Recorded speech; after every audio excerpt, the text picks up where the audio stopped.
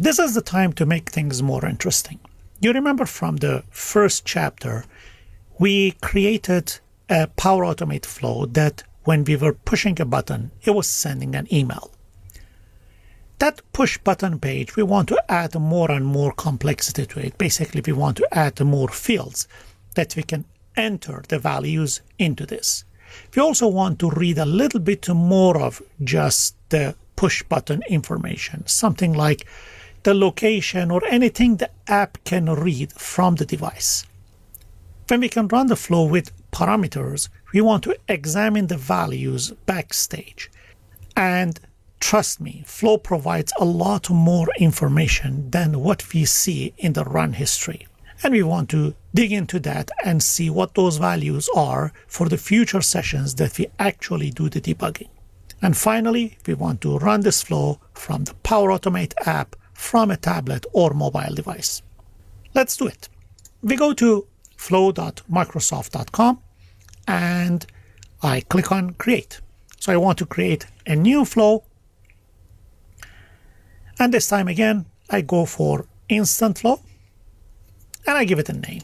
The name that I want to give it to fancy trigger button. I select manually trigger a flow and I click on create. Now, instead of just having the manually trigger flow here, I want to click on it and I want to add more fields for the input. Imagine I want to have an expense report. So I want to add a field which is type text and I want to say expense title. And I also want to add another field called number. And the number is going to be amount. Do we need anything else? Where I was, which city, which location? We really don't need that. If we are running it from the mobile device, we can get all that information directly from the mobile device. So basically the user doesn't need to add anything here. So if that's the case, let's see if we can examine that. Let me add the new step. And in this new step, I want to send email. And for this example, I want to use send an email with the Office 365 Outlook. There are different email actions that we will get into them. At the moment, just pick any one that you want. Even you can use your Gmail account. This is the easiest one. So I click on it and I want to send an email to myself. Subject is going to be fancy UI flow. And for the body of this email, I want to add expense title. And the second line is going to be amount. For the expense title, I can simply put the mouse cursor right in front of it, put a space there, and I scroll down and I look for title. So as soon as you click on it, it adds it here. Next line is going to be amount. Now, if I come back here on the dynamic content, you will see the amount is not there, while we had the amount here. When things like that happen, it's very simple. Just put the cursor here and search for amount. And you will find it. This UI tries to be smart because it's a number. It says, okay, here I need text, not number. So it hides it. If you do not see it here, just type in the name and it will look it up for you. Click on the amount and you're good to go. We save it and see if we can run this. So let me click on test. I'll perform the trigger action and I click on save and test. Just like before, it checks the connectivity and I click on continue. The expense title is going to be lunch with friends. Amount is going to be $3, and I click on Run Flow. Done. Flow complete successfully. We just need to go to the mailbox and see it. So expand, Outlook, open a new tab, and you will see Fancy UI Flow has the expense title, Lunch with Friends, and the amount is 3. Of course, we can make it a little bit better, but that's not an issue at the moment. I want to go back here to the flow, and I want to show you how you can examine the other information. So if I click on the edit, other than amount, I can say location. And for this location, if I go under dynamic content, you see there is a whole lot of information that this trigger collects from the device. We are under manually trigger the flow. So basically whatever that this trigger returns, if I scroll down, it has city. Let me click on it and see what I will get in my email. Let me just save it and test this flow again.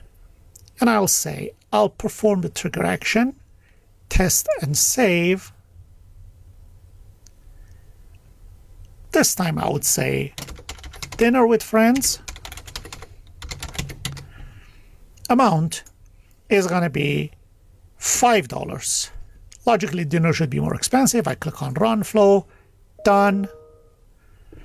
And now if I come back to the mail, I will see the next one, and it shows me my location. So basically, there is a lot of information that your trigger collects from your device, and you can use it inside the email.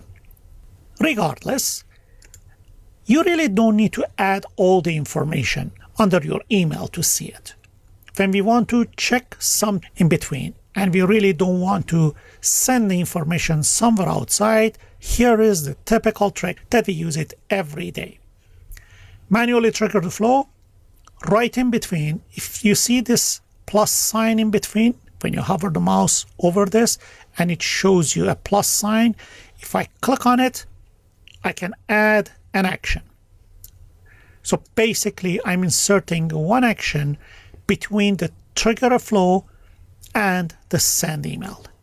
In between, remember this magical action. It is called compose, and you will see it on the top of the actions. If I click on this compose, it adds this control here.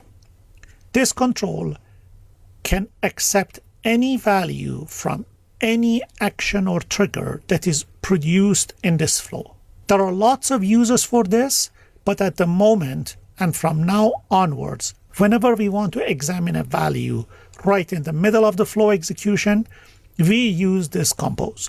So I put the cursor here, and you will see I have a ton to work with. I can have username, user email, day, timestamp, full address, country, region, state, street, latitude and longitude, even the postal code, 2 fields that I entered into the trigger right in the beginning. So let me click on this one, on inputs, and I scroll down, and this time I want to select country, and I save it. I just want to show you how this compose works. So I click on test, save and test, and this time I say next day breakfast with friends. Amount is going to be, for example, $120, and I click on run flow, done, and this time I not only get the email here that contains whatever I had, including the amount and the location. If I go to the run history, which shows me everything, check, check, check, green. If I expand compose, it shows me the country that I put here. And of course, if I go back to the flow itself, which you will find it under my flows, if I click on my flows, fancy trigger button, if I click on it, just as I told you before, you can see the run history, and we have 3 executions. This is the very last one. If I click on it, it shows the execution history of this flow. Manually trigger a flow, compose, send an email. And for every execution, if I expand compose, I will see the value that I put inside compose. Now let's see if we can run it from the Power Automate app. For that, I go to my tablet. To start with Power Automate, I click on Play Store. And inside Play Store, I search for Power Automate app. So you see this is the first item. I click on it. You will get the Power Automate Business Workflow Automation app. And I click on Install. And it installs the app for me. When the installation is complete, I click on Open. And it's time to log in to your Power Automate. Allow Flow to access this device's location. Allowed, that's what we need. And I click on Get Started. You enter your login account. Click on Sign In. It's asking you for password. Return. And you can start and continue. I don't want this to send us notification, and I click on Continue. And this is your first time of running the app. When you're in this page, no matter what you have in this page, just click on button right in the middle of the page. And it shows me all the flow buttons that I have. You see I have a lot. Now let's see if we can find our flow.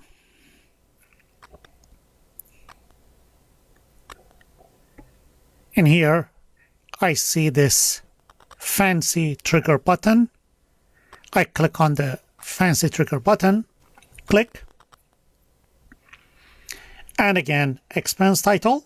It's going to be my sample expense.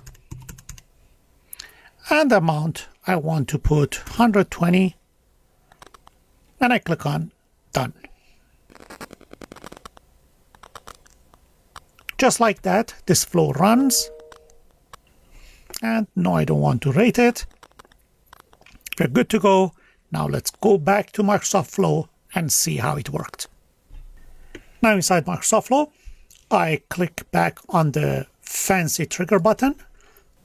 And you will see I have the last execution. This one is not test. It ran 38 seconds ago. And if I click on this button, you will see the execution from the app. So if I expand it, it has this, my sample expense, city is Mississauga, and the country is Canada. Compose has the country that I want. And if I go to the send email, this is the email that it compiled. Expense title, amount, and all those things. And if I go back to my mailbox, you will see the latest execution, and this one is coming from the mobile device. And now we know how to manually trigger a flow.